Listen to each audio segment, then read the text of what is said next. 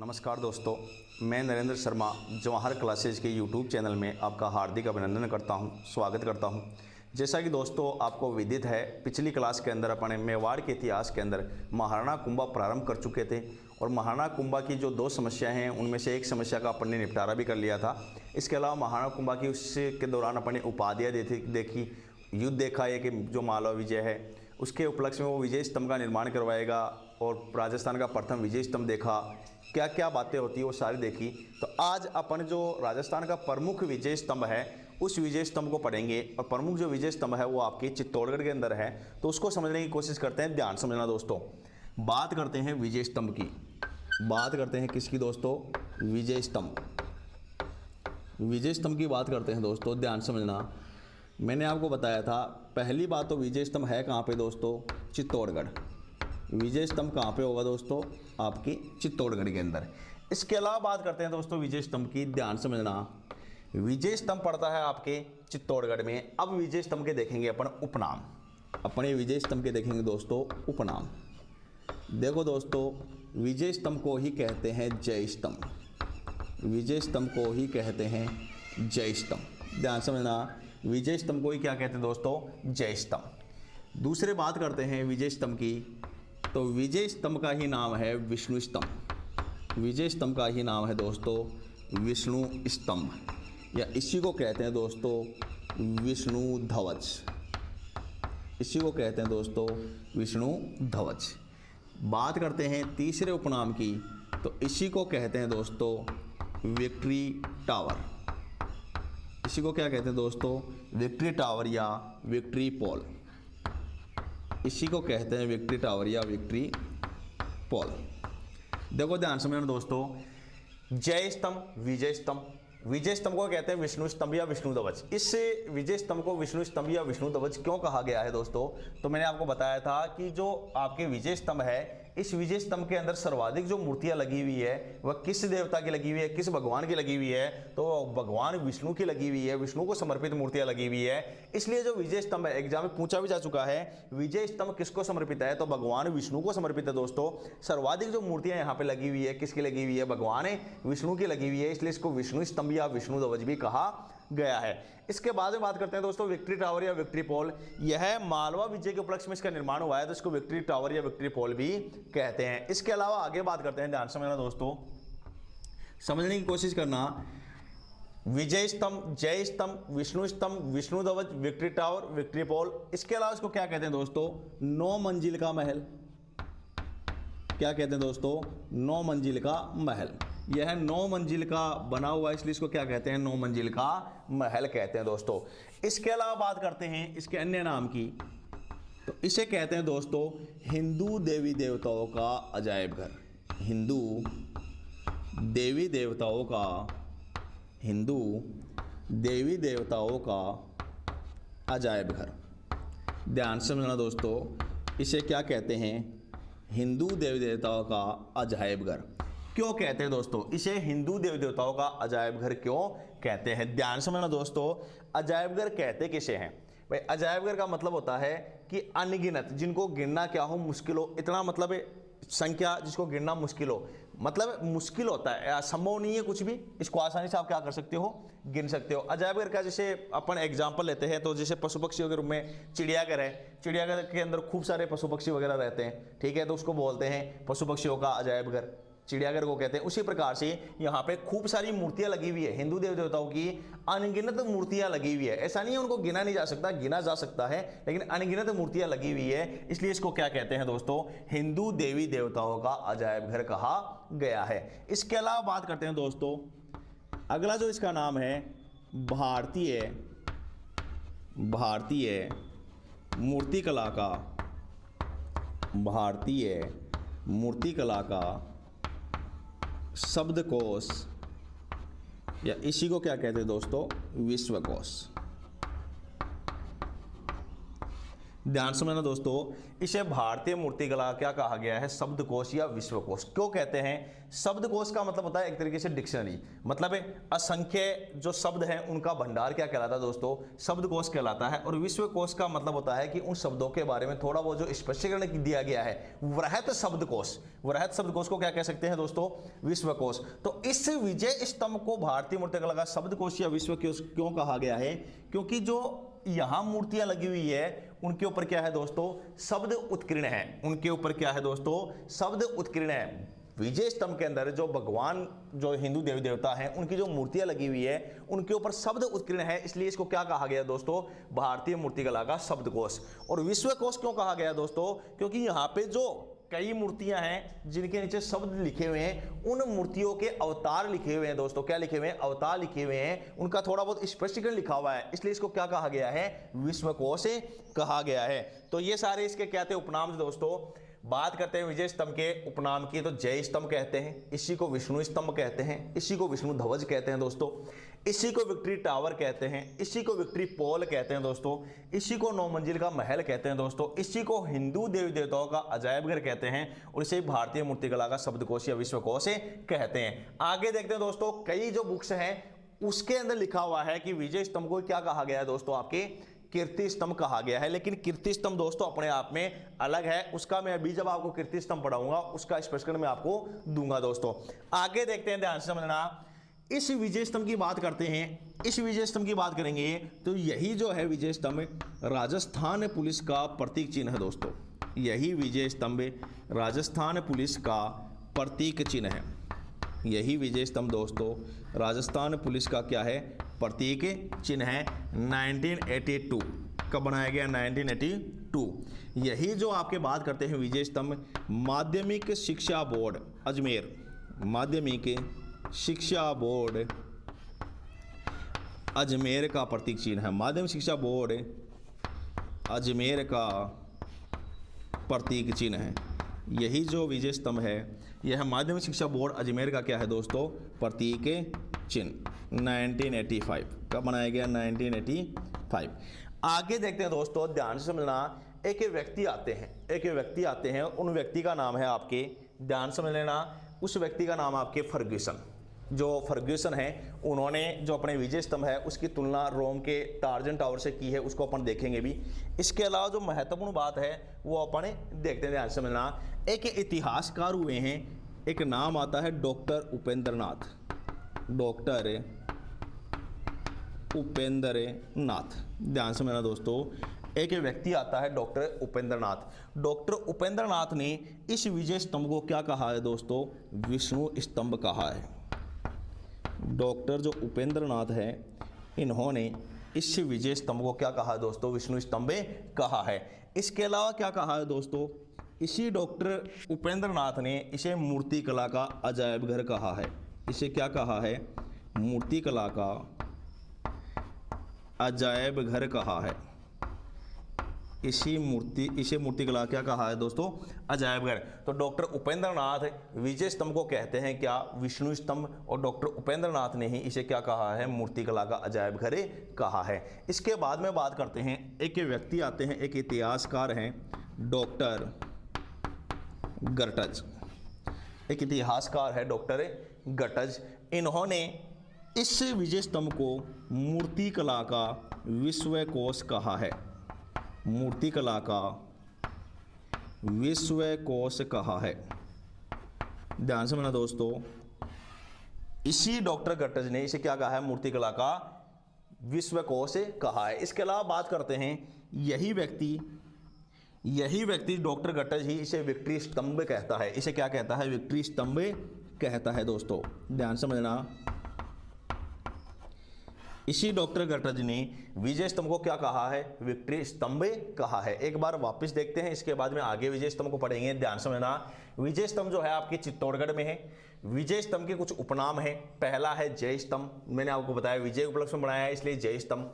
विष्णु स्तंभ या विष्णु ध्वज, विष्णु स्तंभ या विष्णु ध्वज इसलिए कहते हैं क्योंकि विजय स्तंभ में सर्वाधिक जो मूर्तियां लगी हुई है किसके लगी हुई है, भगवान विष्णु की लगी हुई है और यह भगवान विष्णु को ही समर्पित है। विजय स्तंभ जो है भगवान विष्णु को ही क्या है दोस्तों, समर्पित है। यहीं पे क्या है दोस्तों, विक्ट्री टावर, इसी को क्या कहते हैं और इसी को क्या कहेंगे, विक्ट्री पोल। ठीक है, विक्ट्री का मतलब विजय होता है, विजय के उपलक्ष्य में बनाया गया है। मालवा विजय के उपलक्ष्य में विजय स्तंभ बनाया गया है, इसलिए इसको क्या कहते हैं, विक्ट्री टावर या विक्ट्री पोल। 9 मंजिल का महल दोस्तों, यह 9 मंजिल का बना हुआ है इसलिए इसको क्या कहते हैं, 9 मंजिल का महल कहते हैं। आगे बात करते हैं दोस्तों विजय स्तंभ की, तो इसे हिंदू देवी देवताओं का अजायबघर कहा गया है। अजायबघर किसे कहते हैं, जिसकी जो भारी मात्रा में, असंख्य मात्रा में हो, जिसको कहते हैं, वो गिनना जिसको मुश्किल हो। एक तरीके से जैसे मान लो चिड़ियाघर है, चिड़ियाघर में खूब असंख्य पशु पक्षी रहते हैं, गिनना मुश्किल होता है, असंभव कुछ नहीं, गिन सकते हैं, तो चिड़ियाघर को पशुओं का क्या कहते हैं, अजायबघर कहते हैं। वैसे ही यहाँ पे हिंदू देवी देवताओं की अनगिनत मूर्तियां लगी हुई है, इसलिए उसको क्या कहते हैं, हिंदू देवी देवताओं का क्या कहते हैं दोस्तों, अजायबघर कहते हैं। इसके अलावा बात करते हैं दोस्तों भारतीय मूर्तिकला का शब्दकोश या विश्वकोश। शब्दकोश की मैंने बात करी थी कि एक तरीके से डिक्शनरी है, खूब सारे शब्दों का जब उल्लेख मिलता है तो उसको क्या कहते हैं, शब्दकोश कहते हैं। और विश्वकोश का मतलब होता है वृहत शब्दकोश, मतलब शब्दों का भी और वृहत रूप में भंडार, उसको क्या कहते हैं, विश्वकोश। मतलब क्या है, यहाँ पे जो देवी देवताओं की मूर्तियां लगी हुई है उनमें कई मूर्तियों के नीचे शब्द अंकित है, इसलिए इसको क्या कहा गया है, भारतीय मूर्तिकला क्या कहा गया है दोस्तों, शब्दकोश। और विश्वकोश क्यों, उन मूर्तियों के नीचे जो शब्द लिखे हुए हैं उनमें उनका स्पष्टीकरण दिया गया है, उनके अवतारों के बारे में लिखा गया है, इसलिए इसको क्या कहते हैं दोस्तों, भारतीय मूर्तिकला का विश्वकोश। फिर मैंने आपको बताया विजय स्तंभ ही राजस्थान पुलिस का क्या है दोस्तों, प्रतीक चिन्ह 1982 में बनाया गया था। माध्यमिक शिक्षा बोर्ड अजमेर का प्रतीक चिन्ह भी क्या है दोस्तों, विजय स्तंभ है। कब बनाया गया, 1985 में। फिर मैंने आपको एक इतिहासकार बताए, डॉक्टर उपेंद्र नाथ। इतिहासकार का नाम क्या है दोस्तों, डॉक्टर उपेंद्र नाथ। इन्होंने विजय स्तंभ को क्या कहा गया है, विष्णु स्तंभ। पूछ सकता है एग्जाम में, किस इतिहासकार ने विजय स्तंभ को विष्णु स्तंभ कहा है, तो कौन है दोस्तों, डॉक्टर उपेंद्र नाथ। यह भी पूछ सकता है कि मूर्तिकला का अजायब घर विजय स्तंभ को किस व्यक्ति ने कहा है, तो किसने कहा है दोस्तों, डॉक्टर उपेंद्र नाथ। दूसरा व्यक्ति है डॉक्टर गर्टज। डॉक्टर गर्टज ने विजय स्तंभ को मूर्तिकला क्या कहा है दोस्तों, विश्वकोश कहा है। इसके अलावा विक्ट्री स्तंभ भी कौन कहता है इसको, आपके डॉक्टर गर्टज कहता है, किसको, विजय स्तंभ को। एक बार आप इसका स्क्रीनशॉट लीजिए, इसके बाद में अपन आगे विजय स्तंभ देखते हैं। आगे विजय स्तंभ देखते हैं दोस्तों, ध्यान समझना। मैंने आपको बताया विजय स्तंभ कितनी मंजिल का महल है, आपके 9 मंजिल का महल है। विजय स्तंभ कितनी मंजिल का महल होगा दोस्तों, 9 मंजिल का महल। एक बार बनाते हैं दोस्तों, ऊपर ही ऊपर बात करते हैं 9वीं मंजिल, 9वीं के बाद में बात करते हैं दोस्तों 8वीं मंजिल, 8वीं के बाद में बात करते हैं दोस्तों 7वीं मंजिल, 6वीं मंजिल, 5वीं मंजिल दोस्तों, 4थी मंजिल है, 3री मंजिल है दोस्तों, ये आपकी 2री मंजिल आ गई और ये आपकी पहली मंजिल आ गई दोस्तों। अब बात करते हैं, इसका नाम क्या है दोस्तों, आपके विजय स्तंभ। विजय स्तंभ, ये लो दोस्तों, विजय स्तंभ की बात करते हैं, कहाँ पे है, आपकी चित्तौड़गढ़ में। कहाँ पे होगा दोस्तों, चित्तौड़गढ़ में। ध्यान समझना, विजय स्तंभ 9 मंजिल का महल आपको दिख रहा होगा और कहाँ पे है, आपके चित्तौड़गढ़ में। इसकी जो बेसिक बातें हैं, चित्तौड़गढ़ के अंदर जो विजय स्तंभ बना हुआ है, उन बातों के ऊपर अपन फोकस करते हैं, उनको अपन देखते हैं। ध्यान समझना दोस्तों, इस विजय स्तंभ की बात करते हैं तो इस विजय स्तंभ की ऊंचाई, इस विजय स्तंभ की क्या है, ऊंचाई देखते हैं दोस्तों।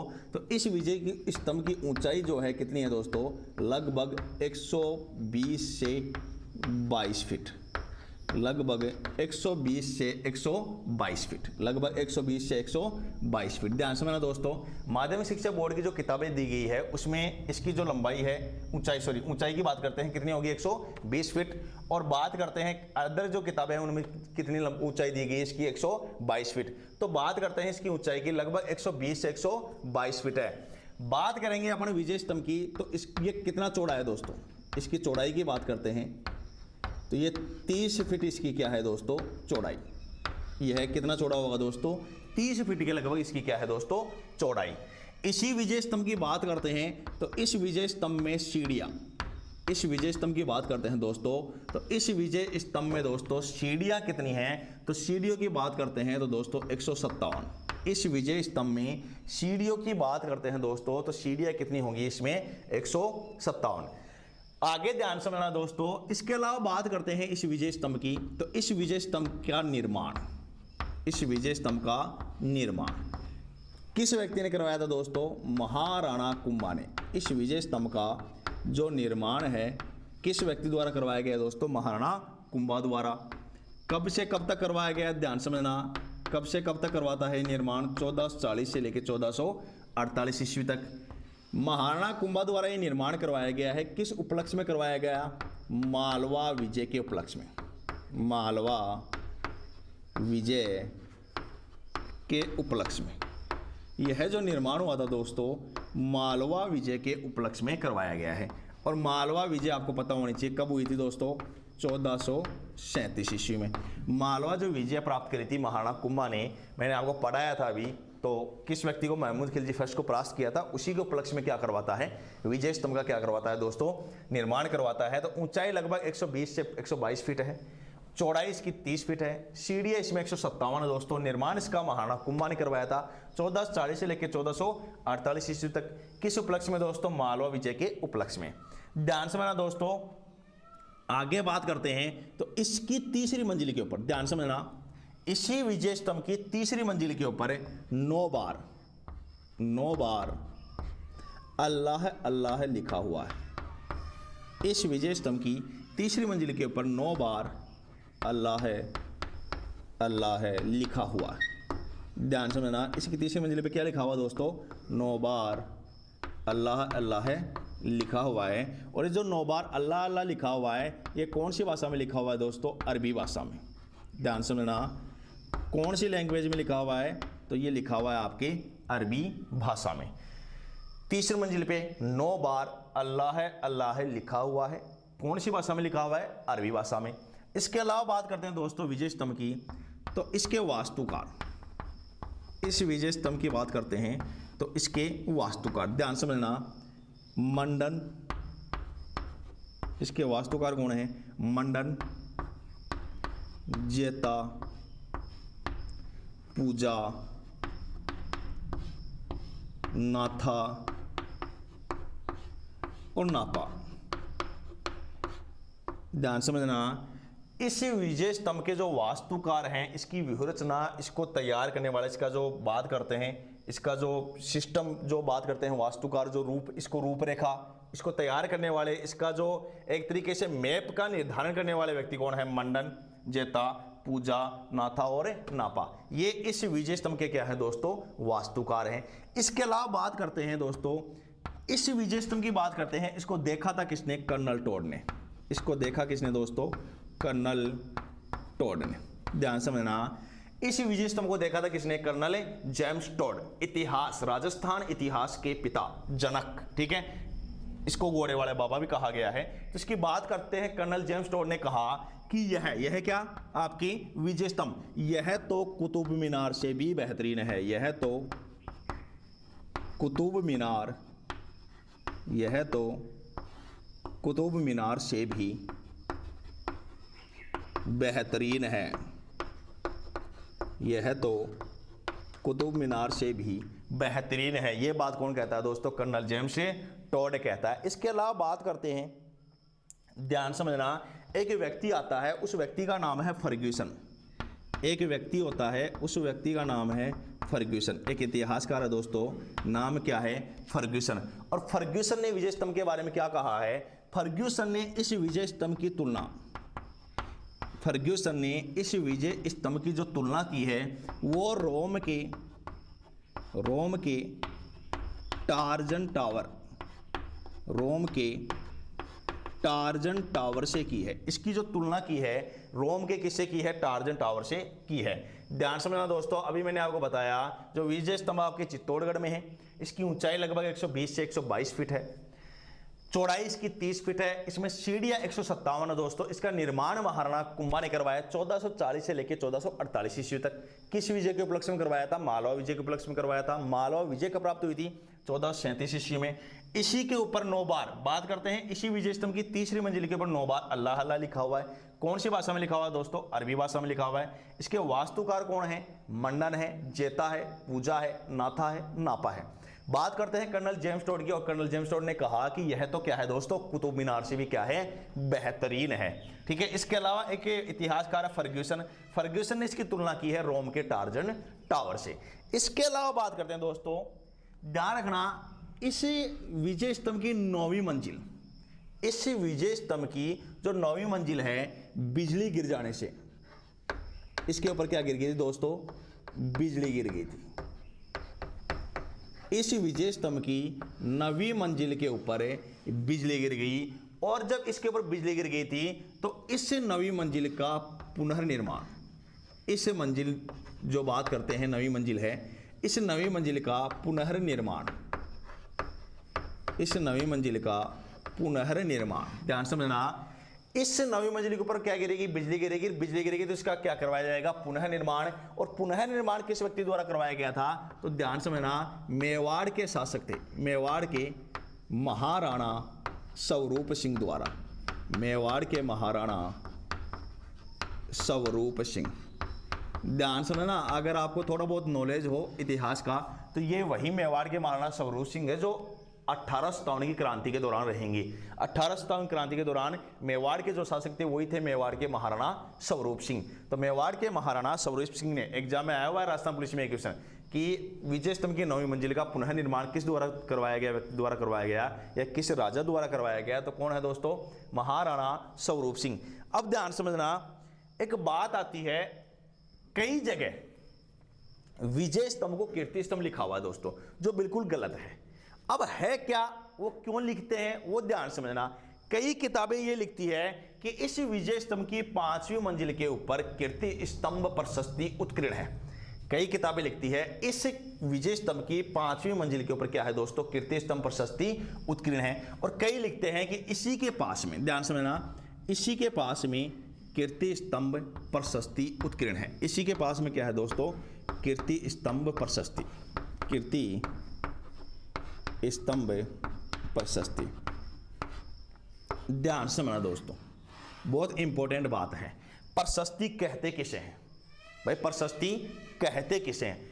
मैं इसको अभी आपको यहां बता रहा हूं। इसके अलावा जब अपन दुर्ग पढ़ेंगे, जो स्थापत्य कला पढ़ेंगे, स्थापत्य कला पढ़ने से पहले में जो बेसिक है स्थापत्य कला का वो मैं आपको बताऊंगा, वहां पे स्पष्ट भी करूंगा। देखो, एक चीज होती है शिलालेख। शिलालेख रहते हैं, उनके ऊपर किसी भी राजा राजवंश की जो गाथा है, उनका इतिहास का वर्णन मिलता है। ध्यान रखना, प्रशस्ति भी क्या होती है भाई? जो शिलालेख का तो है उसे भी क्या कहते हैं? प्रशस्ति कहते हैं। ध्यान समझना, जो शिलालेख होता है उसे प्रशस्ति कहते हैं, बिल्कुल सही है। और किसे कहते हैं प्रशस्ति? देखो, अगर कोई शिलालेख है, उस शिलालेख के अंदर किसी भी राजा या जो राजवंश है उसका वर्णन है, उस शिलालेख को कहीं पे स्थापित किया गया, प्रथम बार स्थापित किया गया है, तो वो क्या कहलाता है दोस्तों? शिलालेख कहलाता है। प्रथम बार स्थापित किया गया है तो उसे क्या कहते हैं? शिलालेख कहते हैं दोस्तों। लेकिन उस शिलालेख को वहां से हटाकर, ध्यान समझना, उस शिलालेख को वहां से हटाकर अगर दूसरी जगह स्थानांतरित कर दिया गया है तो वो क्या कहलाता है? अब प्रशस्ति कहलाएगा। उसे क्या कहते हैं दोस्तों? प्रशस्ति। तो प्रशस्ति किसे कह सकते हैं? शिलालेख को भी प्रशस्ति कहते हैं। और स्थानांतरित, ध्यान समझना, स्थानांतरित शिलालेख को भी क्या कहते हैं दोस्तों? प्रशस्ति कहते हैं। क्या कहते हैं? प्रशस्ति कहते हैं। तो ध्यान समझना, प्रशस्ति मुख्य रूप से अगर किसी शिलालेख को किसी विशेष स्थान से उठाकर क्या कर दिया जाए दोस्तों, आपके दूसरे स्थान के ऊपर स्थानांतरित कर दिया जाता है, तो उसे क्या कहते हैं? प्रशस्ति कहते हैं। आमेर में भी ऐसा हुआ था। जब मैं आपको आमेर पढ़ाऊंगा वहां पे बताऊंगा, शासक हुए वो, अलवर के अंदर भी कछवा राजवंश था, आमेर में भी कछवा राजवंश है। अलवर के अंदर कोई शिलालेख था, उस शिलालेख को स्थापित किया गया था। आमेर के शासक वहां पे जाते हैं, आमेर के शासक को वो शिलालेख सही लगा तो वो उसको उठा के यहाँ पे ले आए, उठा के यहाँ पे स्थानांतरित कर दिया, आमेर ले आए थे। ठीक है, सिटी पैलेस के अंदर रखा भी हुआ है, तो वो क्या हो गया? प्रशस्ति हो चुका है। अब क्या हो गया? वो प्रशस्ति हो चुका है, वो शिलालेख नहीं रहा। तो प्रशस्ति क्या होगा? स्थानांतरित शिलालेख को भी क्या कहते हैं? प्रशस्ति कहते हैं। तो दोस्तों, इस कीर्ति स्तंभ, ये जो कीर्ति स्तंभ था, इसको कीर्ति स्तंभ जो बना हुआ है वहां से हटाकर इसको कहां स्थानांतरित कर दिया गया दोस्तों? आपके विजय स्तंभ के पास में स्थानांतरित कर दिया गया है, इसलिए इसको क्या कहते हैं? कीर्ति स्तंभ प्रशस्ति कहते हैं। विजय स्तंभ को कई जगह कीर्ति स्तंभ लिखा हुआ है, वो बिल्कुल गलत है। प्रशस्तियों में इसको कीर्ति स्तंभ कहते हैं, वो आपके स्पष्ट रूप से सामने है, क्योंकि कीर्ति जो स्तंभ था उसको हटाकर कहां पे स्थापित कर दिया गया दोस्तों, विजय स्तंभ के पास में स्थापित कर दिया गया है। और जैसे ही स्थानांतरित शिलालेख हो गया, स्थानांतरित शिलालेख को क्या कहते हैं दोस्तों, प्रशस्ति कहते हैं, इसलिए इसको क्या कहा गया है दोस्तों, कीर्ति स्तंभ प्रशस्ति कहा गया है। इसके अंदर किसी राजा विशेष का क्या होता है, वर्णन होता है। कुछ इतिहासकार ये भी कहते हैं कि कुंभा के इतिहास का इसके अंदर क्या है, कुंभा की जो ख्याति है उसका क्या है, वर्णन किया गया है। तो कीर्ति स्तंभ प्रशस्ति आपको समझ में आ गई होगी बात, प्रशस्ति कहते किसे हैं, कि स्थानांतरित जो आपके शिलालेख है उसको क्या कहते हैं, प्रशस्ति कहते हैं, इसलिए इसको क्या कहा गया है, कीर्ति स्तंभ प्रशस्ति कहा गया है। आगे देखते हैं दोस्तों, इस कीर्ति स्तंभ प्रशस्ति की रचना, ध्यान से समझना, इस कीर्ति स्तंभ प्रशस्ति की रचना हुई थी 1460 ईस्वी में। इस कीर्ति स्तंभ प्रशस्ति की रचना कब हुई थी दोस्तों, 1460 ईस्वी में। इस कीर्ति स्तंभ प्रशस्ति की बात करते हैं तो रचना शुरू की, इस कीर्ति स्तंभ प्रशस्ति की बात करते हैं तो रचना शुरू की थी दोस्तों कवि अत्रि ने।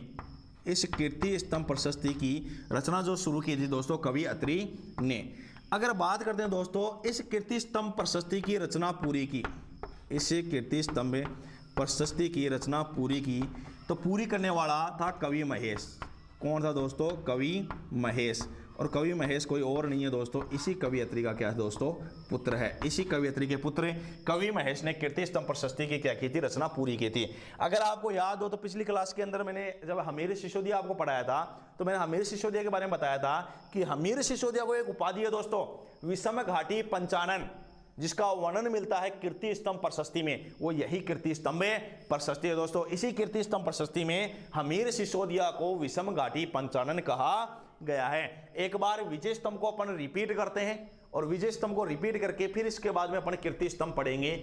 जो कीर्ति स्तंभ है जैन स्तंभ और जैन स्तंभ प्रशस्ति है दोस्तों। विजय स्तंभ की बेसिक बातें करिए, विजय स्तंभ का कहाँ पे है वो मैंने आपको बताया, चित्तौड़ में है। उसके अलावा उसके उपनाम अपन ने देखे, उपनाम के अलावा इतिहासकारों ने उसे क्या कहा, डॉक्टर गटर्स उसे क्या कहते हैं, और बात करते हैं डॉक्टर उपेंद्र नाथ उसे क्या कहते हैं, उनकी बात करिए। माध्यमिक शिक्षा बोर्ड का ये प्रतीक चिन्ह है अजमेर का, ये भी अपन ने देखा। राजस्थान पुलिस का प्रतीक चिन्ह है ये विजय स्तंभ, ये भी अपन ने देखा। फिर अपन ये विजय स्तंभ यहाँ डिटेल में पढ़ा है। तो मैंने आपको बताया विजय स्तंभ कहाँ पे है दोस्तों, चित्तौड़गढ़ में। इसकी ऊंचाई कितनी है, लगभग 120 से 122 फीट। इसकी चौड़ाई कितनी है दोस्तों, 30 फीट। इसमें सीढ़ियां कितनी है दोस्तों, 157। इसका निर्माण किसने करवाया था, महाराणा कुंभा ने करवाया था, इसलिए तो महाराणा कुंभा में इसको पढ़ रहे हैं। 1440 से लेकर 1448 ईस्वी तक।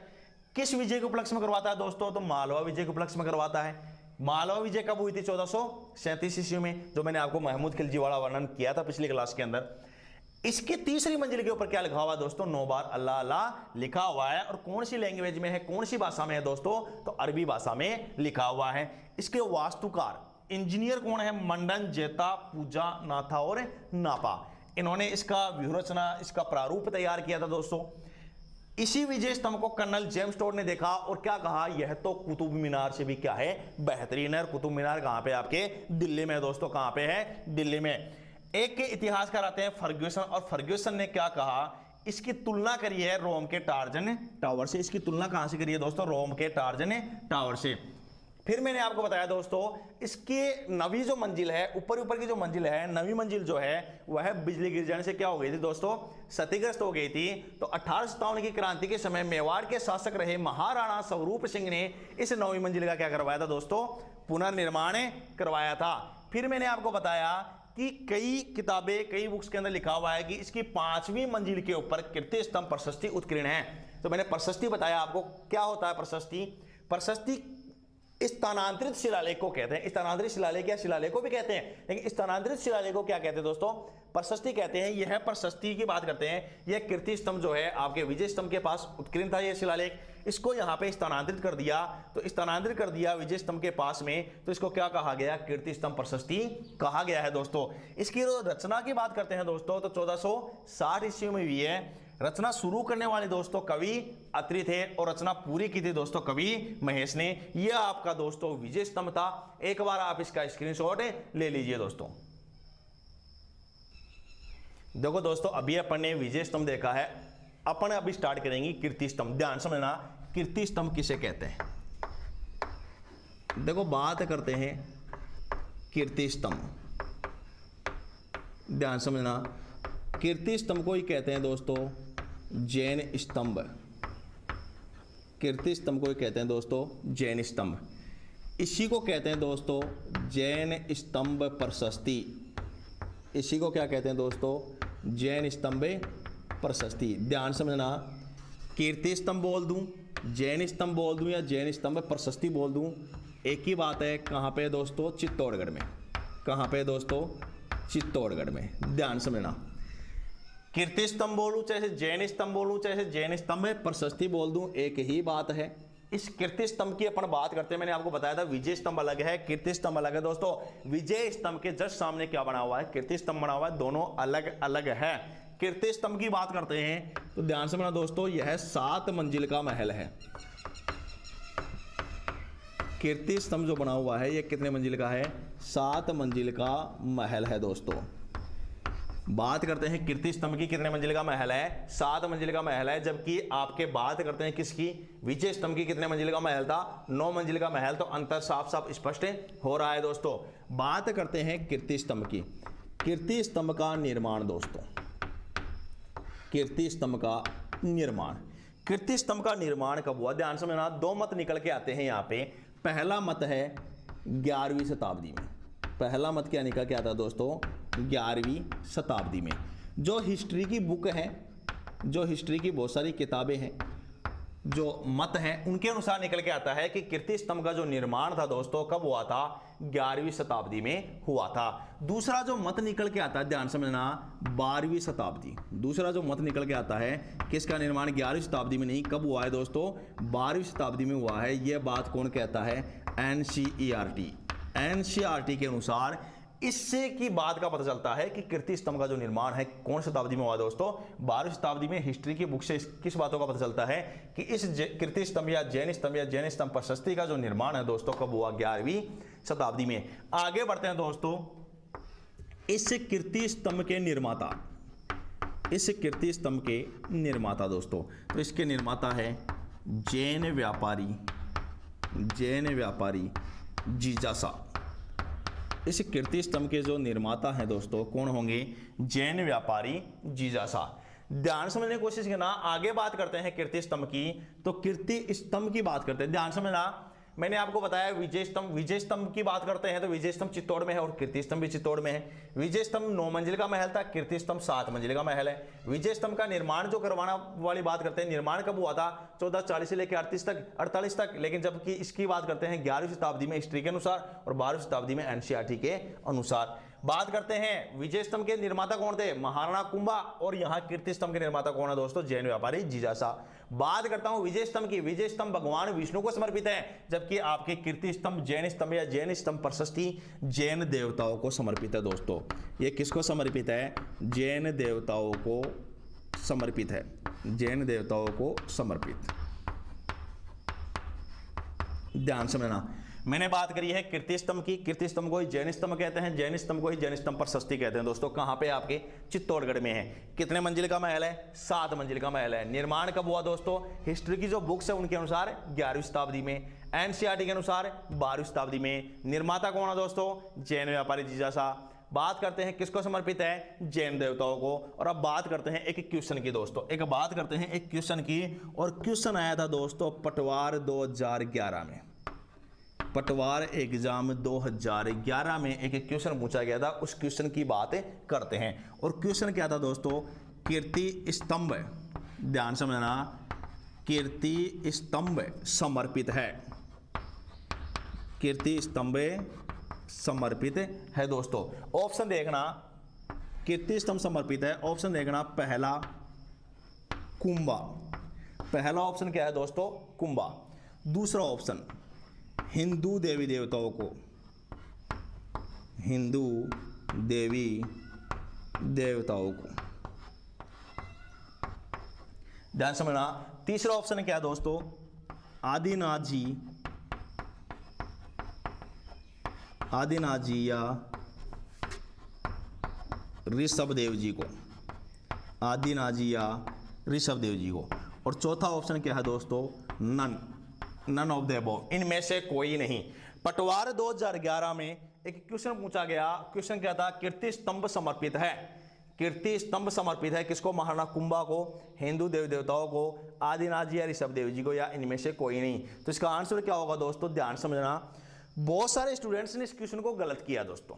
99% लोग जो ध्यान से नहीं समझ के कर रहे थे क्वेश्चन को, उनका ये आंसर गलत हो गया। ध्यान समझना कैसे हुआ। बहुत सारे स्टूडेंट को लगा कि ये किसको समर्पित है दोस्तों? जैन देवताओं को समर्पित है। किसको समर्पित है दोस्तों? जैन देवताओं को समर्पित है। और जब जैन देवताओं को समर्पित है तो यहाँ पे बात करते हैं, कहीं लिखा हुआ नहीं है जैन देवताओं को समर्पित है भाई। यहाँ पे कहीं पे भी नहीं लिखा हुआ। पहला ऑप्शन कुंभा है, दूसरा हिंदू देवी देवता है, तीसरा आदिनाथ जी या ऋषभ देव जी है, और चौथा इनमें से कोई नहीं है। तो बच्चों को लगा कि भाई इसमें कहीं पे भी जो जैन देवता है वो नहीं लिखे हुए, तो उन्होंने टिक कर दिया इनमें से कोई नहीं, जो कि आंसर बिल्कुल गलत था दोस्तों। जो कि आंसर बिल्कुल क्या है? गलत है। इसका राइट आंसर क्या होगा दोस्तों? Option C, option third, Rishabh Dev ji या आदिनाथ जी। आपको पता होना चाहिए रणकपुर का एक जैन मंदिर है, उसका भी डिस्कस करेंगे अपन, वो भी ऋषभ देव जी आदिनाथ जी को समर्पित है। लेकिन अगर स्पष्ट रूप से ये यहाँ पे ऑप्शन में नहीं दे रखा जैन देवता, तो आपको जैन देवताओं की बात करते हैं तो जैन धर्म के प्रथम तीर्थंकर दे रखे हैं दोस्तों। और जैन धर्म के प्रथम तीर्थंकर कौन थे? ऋषभ देव जी, आदिनाथ जी। तो किसी भी अगर जैन तीर्थंकर का नाम दे रखा हो तो वो भी फिर राइट आंसर हो गया ना भाई। जैन धर्म के प्रथम तीर्थंकर दे दिया आदिनाथ जी या ऋषभ देव जी, तो आदिनाथ जी या ऋषभ देव जी को समर्पित हो गया कौन सा? आपके कीर्ति स्तंभ। कौन सा स्तंभ दोस्तों? कीर्ति स्तंभ। तो इसका राइट आंसर क्या होता? आदिनाथ जी या ऋषभ देव जी। यही आंसर माना गया था पटवार 2011 में। तो ऐसे क्वेश्चंस होते हैं जिसको आप अपन रटाफिकेशन लगाते हैं, तो उन क्वेश्चन को रट के अपन सही नहीं कर सकते। अपने नॉलेज के आधार पे, अपनी पढ़ाई के आधार पे और ध्यान से समझ के ही ऐसे क्वेश्चन को अपने सही कर सकते हैं। और ध्यान रखना दोस्तों, जो ऐसे क्वेश्चन को सही करता है वही सिलेक्शन को अचीव करता है, वही नौकरी प्राप्त करता है। तो ऐसे क्वेश्चंस आपको आने चाहिए। तो मैंने आपको बता दिया है कीर्ति स्तंभ आपके समर्पित है जैन देवताओं को, लेकिन जैन देवताओं में भी नाम दे रखा है। तो अगर जैन देवताओं को समर्पित ऑप्शन में नहीं है तो आपको नाम दे रखा है किसी ना किसी जैन देवता का, तो महत्वपूर्ण जो जैन तीर्थंकर थे उन्हीं का नाम आता है, ठीक है। और उनमें से कोई है तो वही क्या हो जाएगा दोस्तों? आंसर हो जाएगा। तो कीर्ति स्तंभ, जैन स्तंभ या जैन स्तंभ प्रशस्ति अपन ने देख लिया है। एक बार आप इसका भी स्क्रीनशॉट ले लीजिए दोस्तों। हाँ, आगे देखते हैं दोस्तों। आज अपन ने विजय स्तंभ देख लिया है। विजय स्तंभ के अलावा कीर्ति स्तंभ को ध्यान से पढ़ लिया है। नेक्स्ट क्लास के अंदर अपन ने रणकपुर का जैन मंदिर देखेंगे। इसके अलावा जो कुंभा द्वारा निर्मित अन्य चीज़ें हैं, जो दुर्ग हैं, मंदिर हैं, महत्वपूर्ण जो हैं, उनको भी अपन एक एक करके देखेंगे। उम्मीद करता हूँ आपको वीडियो पसंद आया होगा, समझ में आया होगा। तो आप इसको लाइक कीजिए, शेयर कीजिए, चैनल को सब्सक्राइब कीजिए। धन्यवाद दोस्तों।